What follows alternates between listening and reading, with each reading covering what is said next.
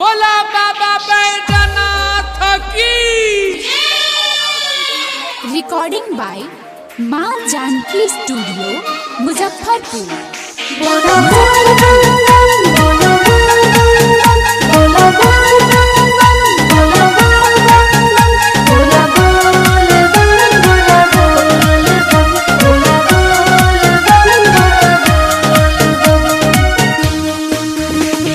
सावन महीना में लागल जाए कार, सावन महीना में लागल जाए कार।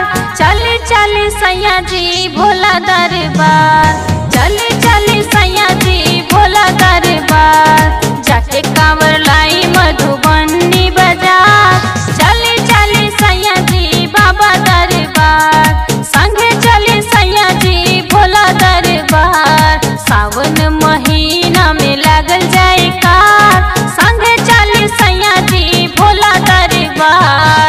रिकॉर्डिंग बाय माँ जानकी स्टूडियो मुजफ्फरपुर।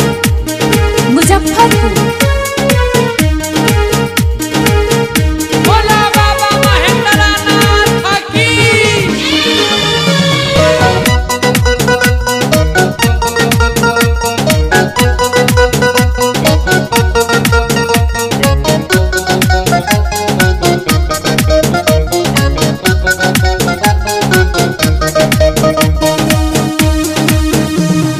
कांधे पे कांवर सांघे उठाई, बोल बम के नारा लगाइब।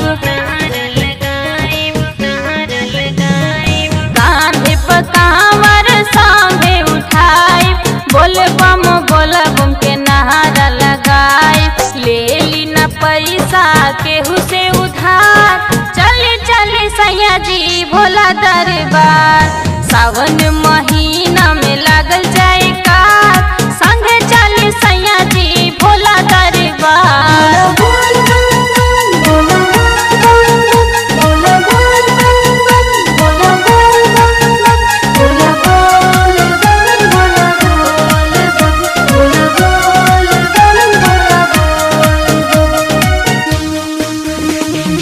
भोला बाबा करिए पूरा सपनवा, भर जाई गोदिया में दी है ललनवा।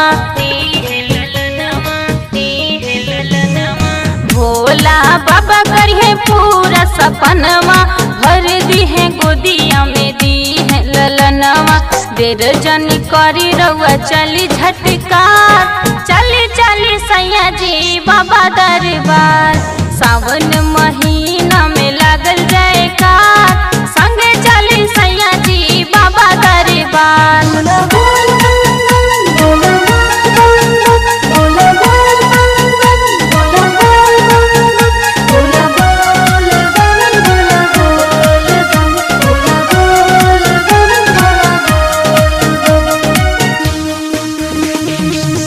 तारी प्रीति सिंह करे दर्शनिया, हरिश्चंद्र लिखले बड़े बाबा के भजनिया।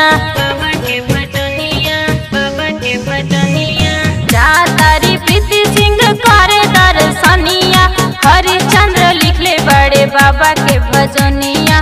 भोला दानी नाम सब रटे बराबर, चली चली सैया जी भोला दरबार। सावन महीना में लागल जाए कार, संगे चली पिया जी भोला दरबार। सावन महीना में लागल जाए कार, चली चली सैया जी भोला दरबार। चली चली सैया जी भोला दरबार। जाके कांवर